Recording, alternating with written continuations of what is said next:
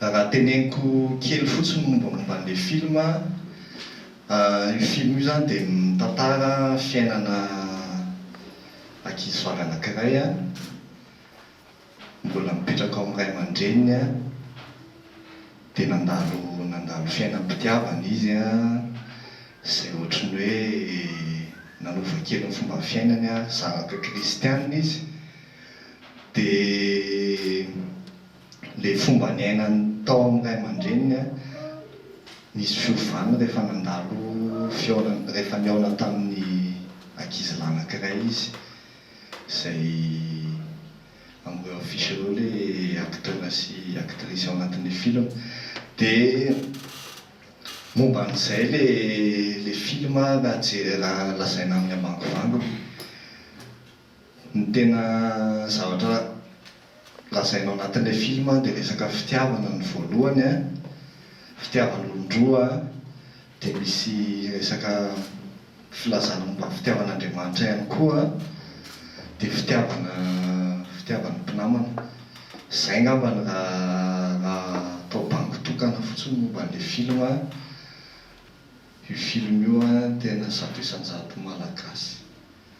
Tiako tsindriana kely fotsiny zany le toeran'le Rahoviana, satria izy io zany dia hipetraka anatin'ny tontolon'ny film malagasy, izy koa amin'ny teny gasy gasy zato isan-jato araka ilay nitenenintsika teo. Dia tiako lazaina fotsiny no hoe misy toerana nametrahana azy manokana zany tamin'ilay, satria ny film tsirairay fa samy manana ny toerany. Dia amin'ny maha-film kristianina anazy izay koa, dia izay a fahapoana anankiray moa faharoa tao niezahana tao anatin'ilay fanatotosana, tao anatin'ny resaka acting, fomba filalaon'ireo acteur, niezahana koa tao anatin'ny fangalana ny sary rehetrarehetra, ary ihany koa indrindra fa anatin'izany koa ny fangalana ny feo. Dia ireo efatra mitambatra ireo le karazany sary sy ny feo, dia ny fomba filalao, dia misy toerana somary manokana kely zany ahafahan'ny mpijery mametraka anazy hoe mba afaka mahita zavatra ohatr'izany koa zany hoe film malagasy ohatran'izay. Inona moa zany tiako zaraina fa tsy hoe ny antony anaovana io tena hoe hitombo filazantsara, hoe amin'ny maha hoe tanora dia misy tanjona be dia be, misy hoe teanao mpihira ny sasany, teanao sportif ny sasany, fa ny faniriko manokana zany mba teanao acteur zany andray. Dia iny moa ohatra izay fitafiny antsoinay hoe sao dia liana anao fa misy zao projet atao hoe andehanao fitoriana filazantsara fa amin'ny endrika hafa mihitsy, mbola tsisy nanao moa le izy fa resaka fitoriana filazantsara. Dia izay moa zaho mety zany fa ndao atao zany fa voninahitra ho an'Andriamanitra reky.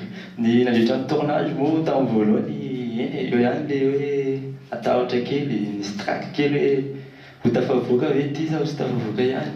Dia Andriamanitra foana mitondra ny zavatra rehetra. Dia ianao fa nafinaritra be nanao an'ilay izy, dia sambakafy daholo le tongava daholo amin'ilay 27 mijery an'ilay voninahitsara. Efa nanolo tena mihitsy hoe hanompo an'Andriamanitra. Rehefa natsony droa dia tantarainy zavatra atao sy ny zavatra mety hitranga, dia hitako tao anatin'ilay izy hoe sarotra ilay izy, fa rehefa zavatra anankiray ahafahanao mitory filazantsara ho an'ny namanao zany a, dia mila ezahana ilay izy, satria ny zavatra iray ihany no tanjona tao anatin'ilay izy a, dia mitondrana ny ireo tanora ho amin'ny fanjakan'Andriamanitra.